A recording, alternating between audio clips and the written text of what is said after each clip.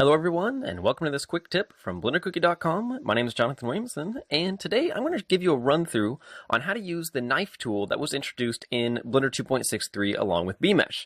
So the new knife tool, which is sometimes referred to as the super knife, is very handy because it's essentially a topology pin tool.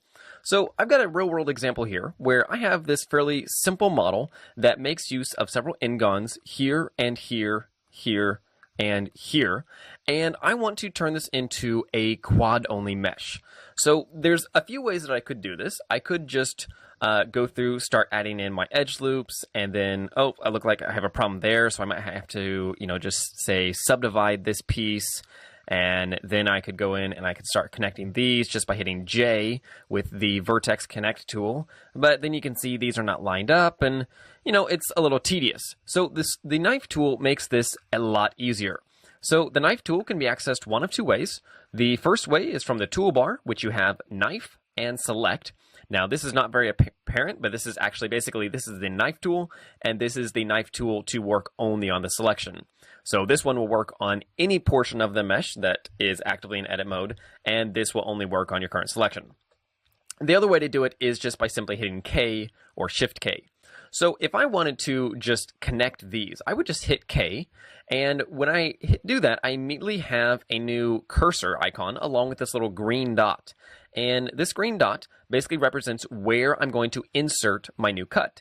You can also see along the bottom left-hand side here, we have a series of options of things that we can do, such as either return or spacebar to confirm the cut, left mouse button to actually cut in a new line, right mouse button or escape to cancel a cut, E to start a new cut, Control to activate snapping on midpoints, Shift to ignore snapping, C to constrain the angle, and Z to cut through. So I'm not going to talk about these too much. I do encourage you just to play with them, but we will be using the E for starting a new cut quite often. So let's just take a look at if we wanted to then just cut in several new faces here, or several new edges to then give us a straight edge along here, here, here, and here. This is quite easy because I can simply move over here. You notice that as I hover over an edge or vertex, that edge or vertex becomes highlighted. So if I say click on this vertex, you can see it draws out a line from that one, and I can now place this new cut anywhere that I want. And I could snap this directly to the midpoint by holding down Control. I can snap it to any other midpoint or any other vertex by holding down Control. Or I can simply select this edge, left click, and it will start a new cut. Or excuse me, it'll place that new point. So now I have another line, and I could go in and I could draw this out anywhere, but maybe I don't want to work on this area just yet. I would rather just focus on this next part. So this is where we hit E to start a new cut. And now I can draw out from that same vertex, or even the vertex that I've just added that's still, this is not actually a real vertex yet, or a real edge, because they're only added in the knife so far. These haven't actually been confirmed, but we can still activate or work directly on those vertices and edges. So now I can just say left click here, and then maybe I'll draw down, select that, and maybe that's as far as I want to go. So now I'll just hit return on my keyboard, and it makes those cuts real. Well, that's pretty cool.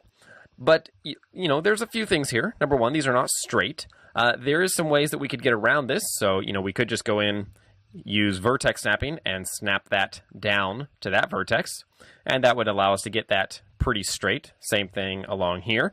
Or, if you wanted, you could go ahead and just cut these straight the first time. Now, cutting is a little weird when you're doing constraints. So let's just activate the knife tool again. And now if I hit C, I can activate constrain to an angle. So let's put our first point, and now you can see that I have an angle at which I can cut through.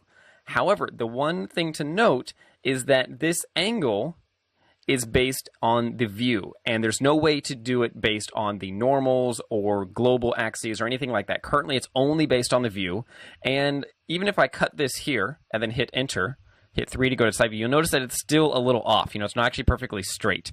So generally, if you're using the knife tool, just get them pretty close, assuming you're not using midpoints, and then just use your vertex snapping to line things up, because the angle constraints really don't work quite well yet. So then I could just add in another cut here.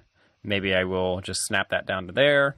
I can rotate around. One thing you notice is that I can rotate very easily around any point as I do this, and I'll just hit return, add a new one. Every now and then you will see that it'll get a little buggy, like here. It's gotten a little buggy, and it cleared out as soon as I added in that new cut. But one thing to note is that the knife tool currently is more accurate and more consistent when in perspective mode than in orthographic mode. Generally, orthographic mode works quite well, but doing it in perspective mode will give you more consistent behavior if you are experiencing problems. So then I could just go in real quick. One of the other cool things with the knife tool is that you can really cut through anywhere. So for example, if I want to just add in, say, like a detail loop around this, I can just do something like this. Start a new cut with E, cut through,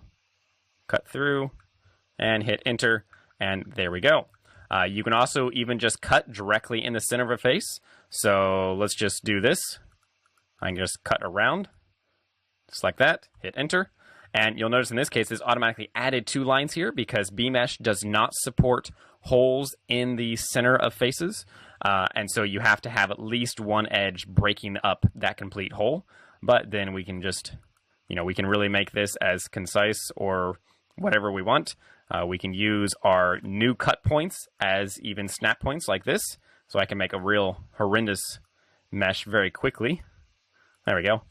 No idea what that is, but it's cool because it does show a little bit of the power of the knife tool, where now, I've just got several different faces in here that I can work with to make whatever I want. So this is also very handy if you wanted to, say, break up a face very quickly for destruction or something. You could just go in, quickly cut some kind of jagged angles or whatever, and maybe we'll do something like that. And then maybe I'll break this one up a bit more, and then this one, maybe this one as well. So here I'm just placing my cuts and then hitting E to start a new one. Do that, and then that, and finally we'll do something like that. Hit enter. Then I have all these nice cracks here where I could go ahead and maybe just extrude each one of these individually. So if I do Shift or Alt E, extrude individual, take these out. Maybe I'll even just hit P to separate those. And then I have all of these individual faces that I could very easily create little broken shards with without much trouble. So there's a lot of different things you can use the knife tool for. It works quite well. It used to be very buggy, but anymore it works pretty darn well and can give you very quick and good results with very little trouble. So I encourage you to play around with it. It can really speed up your workflow and is really good when you're working on complex topology, particularly on characters or something like that, just to really focus in, draw out the topology how you want, just hit enter, and you're done.